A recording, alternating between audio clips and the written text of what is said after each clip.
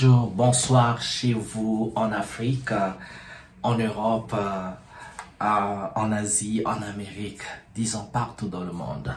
Moi c'est Bibi Béné qui revient pour une autre vidéo dans ma chaîne en Afrique et en diaspora.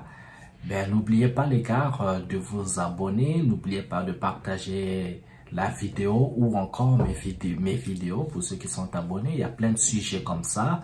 Laissez les j'aime et aussi les commentaires. Ce serait une façon de d'aider la chaîne à avoir une visibilité, mais surtout et le plus important, que nos messages, que ce que nous partageons soit regardé par un plus grand nombre. Parce que nous parlons d'un peu de tout, hein. On est dans la politique, le social, nos voyages, tout ce qu'il y a dans nos sociétés, dans la société. Et donc, je pense que chacun pourra y trouver son compte. Eh bien, pour aujourd'hui, je vais faire une vidéo pour féliciter le peuple sénégalais et pour féliciter le nouveau président sénégalais au nom de Bassirou Diomaye Faye. C'était une bonne nouvelle pour moi que le Sénégal ait enfin continue de rester dans l'histoire, continue de nous inspirer, même si on a vu que le président sortant Macky Sall, au crépuscule de son mandat, a voulu donc jouer à ce que bon nombre de présidents africains jouent, manipuler et a tenté à manipuler la constitution ou a tenté de pérenniser au pouvoir alors qu'il n'avait pas droit à un troisième mandat. C'est vraiment dommage. Macky Sall a inspiré les gens. Macky Sall, on l'avait bien vu pendant sa campagne électorale. On a ses discours encore bien vivants sur YouTube quand il reprochait la même chose à Abdoulaye Wade. Abdoulaye Wade qui lui aussi voulait manigancer la constitution pour rester longtemps au pouvoir, et lui également a voulu jouer à ce jeu. Eh bien, plutôt que de sortir par la grande porte, on le voit aujourd'hui sortir par la petite fenêtre. C'est bien dommage. Excusez ma voix, je me suis chopé une grippe là, mais là je suis convalescent en fait, donc ma voix n'est pas aussi claire qu'avant. Et donc, pour revenir, Macky Sall devait entrer dans l'histoire comme ce démocrate. Je dis démocrate au sens africain, hein, pas au centre occidental, hein, parce qu'il ne faut pas confondre aussi les choses. Hein. On ne sait pas trop ce que veut dire la démocratie quand eux, ils nous la proposent. Et donc, Macky Sall, qui devait donc représenter l'harmonie sociale, a voulu s'aimer le trouble. Et en le faisant, il y a eu des morts en passant, ce qui est très dommage. Eh bien, on voit que la pression sociale, le soulèvement des jeunes, des populations, et donc a poussé Macky Sall et son gouvernement qui avait donc repoussé les élections pour le mois de novembre ou décembre de cette année, je pense. Et donc, les élections ont été tenues manu militari. Et on a vu donc l'émergence du candidat du parti d'Ousmane Sonko. Vous êtes, j'espère, sans l'oublier. Ousmane Sonko, c'était un grand leader et également présenté comme protagoniste, comme semeur de troubles, parce que il représentait un danger pour le parti politique de Macky Sall. Il représentait un danger pour le gouvernement de Macky Sall, et donc il avait été accusé de toutes sortes de faits, et il a donc été vu écarté de se présenter comme candidat au présidentiel. Et donc il a fait la prison, il avait même fait une grève de faim, et donc finalement la justice du pays avait donc décidé, ou plutôt dire les gens au pouvoir avaient décidé de l'écarter de la course à la présidentielle. Mais bien, il ne travaillait pas seul. Ousmane Sonko travaillait de connivence avec Diomaye Faye, et donc c'est bien une idéologie. On peut écarter la personne, on peut écarter le combattant, mais jamais le combat. Donc c'est l'idéologie établi par Sonko, Ousmane Sonko et ses fidèles et les gens qui travaillent avec lui. Ils croient en un Sénégal nouveau, ils croient en la rupture avec cet ancien Sénégal qui d'une manière ou d'une autre répondait donc aux forces externes. Vous comprenez ce que je veux dire par là. Et donc la rupture, c'est prôner pour un Sénégal indépendant. Le pays doit être indépendant et souverain, vraiment souverain à leur sens. Ils ont tout un agenda, ils ont tout un programme sociétal pour leur pays, pour leur nation. Et donc, on ne peut que les féliciter. Et surtout, on félicite le président donc qui arrive au pouvoir. C'est donc Bassirou Diomaye Faye. C'est lui qui est arrivé au pouvoir. Donc, on va le féliciter. On va lui souhaiter de très très bonnes chances pour son mandat, son premier mandat. Et encore bonne chance au peuple sénégalais parce qu'on veut on veut voir ce pays se développer, on veut voir ce pays, les dirigeants de ce pays travailler pour le bien-être de leur population.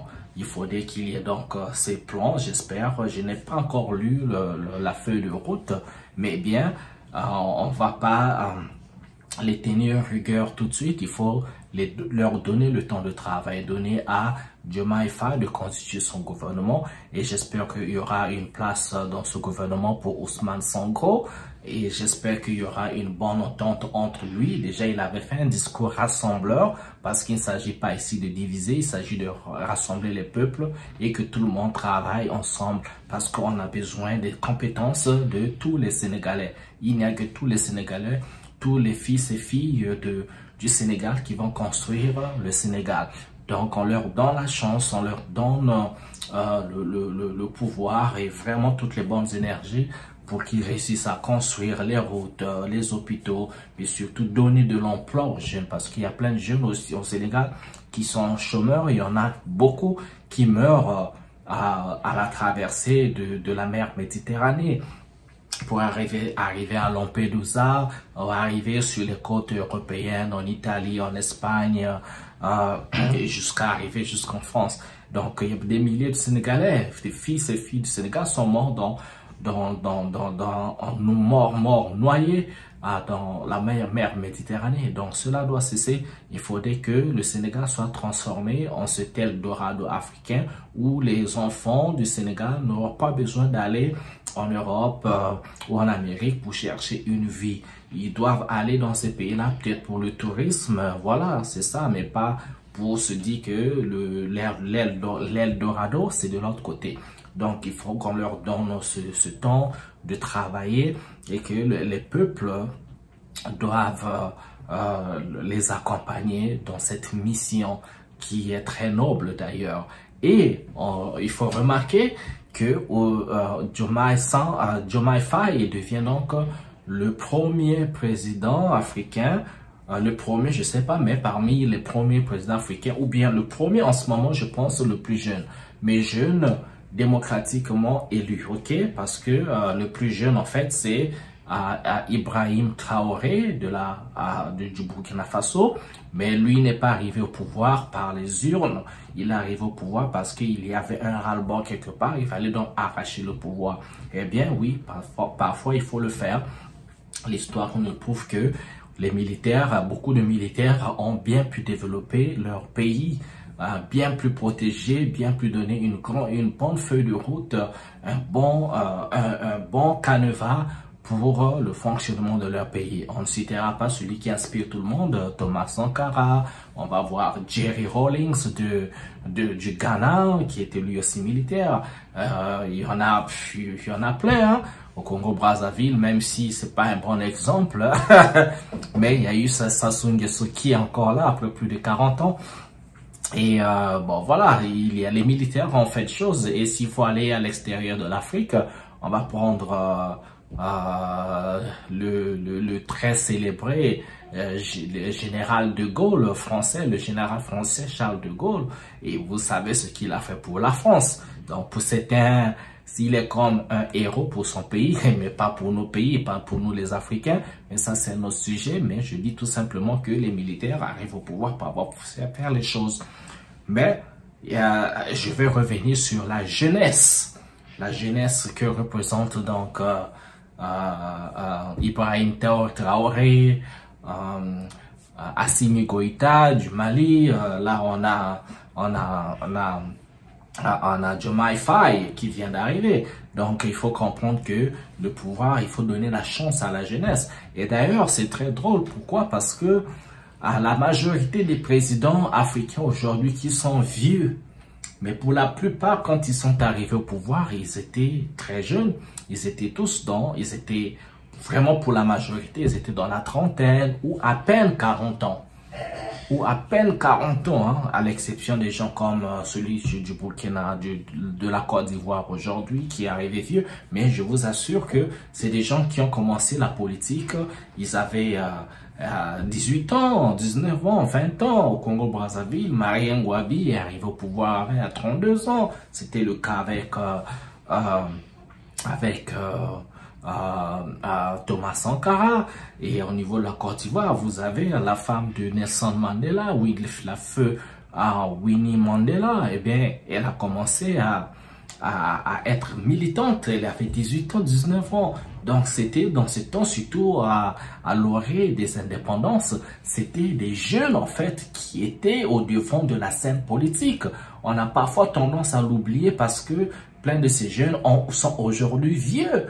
40 ans, 50 ans plus tard après les indépendants, ils sont vieux aujourd'hui, mais on a l'impression qu'ils ont toujours été vieux. Non, non, non, c'est des gens qui ont bien commencé parfois, pour la plupart, avec un idéal qui était orienté vers le bien-être des populations, mais chemin faisant, ils se sont égarés quelque part. Ça, c'est une autre question, mais aujourd'hui, ils sont là, vieux, ils sont arrivés au pouvoir, ils avaient 35 ans, 30 ans, 32 ans, 40 ans. Et voilà, aujourd'hui, ils ont 80 ans et tout, voilà. Mais c'était des jeunes, c'était cette force de la jeunesse. Aujourd'hui, on semble recouvrir cet esprit et ce souffle-là de la jeunesse pour pouvoir mener à bien les affaires des nations africaines. Parce que c'est tout ce que l'Afrique a besoin. On a besoin d'une très bonne image de l'Afrique. Redorer cette image qui est constamment aux attaques par les médias occidentaux. On veut toujours montrer l'image d'une Afrique où les gens ont faim, où les gens sont toujours en guerre, où les gens, tout ce qui est de négatif. Et cette image a été vendue pendant très longtemps, cette image de l'Afrique. Et l'imaginaire, même dans les gens qui sont pas africains, ceux qui sont ailleurs, les occidentaux, les orientaux, quand on leur parle de l'Afrique, en fait, ce qui arrive dans leur imaginaire, c'est ce qui est de négatif. Mais ils connaissent pas, en fait, nos joies. Qu'est-ce qui nous fait rire? Qu'est-ce qui nous fait sourire? Qu'est-ce qui nous apporte le bonheur? Les gens riches, nous, la classe moyenne, les familles qui vivent leur vie normale, ça, c'est pas vendu, mais c'est le négatif qui est souvent vendu. Et il nous revient à nous de vendre ça. Et d'ailleurs, on va le vendre ou redorer à cette image pour eux, mais c'est pour nous-mêmes, ok? Parce que nous sommes en concurrence avec personne. Tout ce que nous avons à faire, c'est rester chez nous et travailler. Nous devons travailler, arranger nos routes, construire les routes de bonne qualité, les hôpitaux de haut standard, avec élever le niveau de la médecine, élever l'espérance de vie, créer des écoles de pointe et des académies pour assurer donc l'avenir de la nation avec une éducation de pointe, incorporer nos cultures, nos langues dans nos systèmes d'éducation, réviser ce qu'il y a à réviser, rejeter les programmes de l'époque coloniale. Et donc, c'est tout ce travail-là qu'il y a à faire. Donc, on se concentre entre nous et on fait le travail. Mais pour l'instant, donc, félicitations encore à Bassirou, à Diomaye Faye, Félicitations à Ousmane Sonko pour d'avoir soutenu son jeune ami. Félicitations au peuple sénégalais pour montrer encore l'image cette nation, l'image cette image qui peut inspirer d'autres nations africaines. Et félicitations donc à tous les Africains d'ailleurs qui ont aux Sénégalais, aux Africains qui soutiennent ce combat de voir l'Afrique sur un piédestal de continent qui compte, parce que c'est le continent qui nourrit quand même le monde. Et donc voilà, que de bonheur, que de bonnes choses et bien de bonheur à vous. C'était là pour aujourd'hui. Je vais ma voix va s'améliorer dans quelques jours là et tout. Je reviendrai avec mes vibrations d'antan. Sinon, merci de m'avoir suivi. Je vous souhaite encore une fois de plus le bonheur chez vous. On se retrouve pour une autre vidéo. Merci, nous sommes ensemble. Au revoir.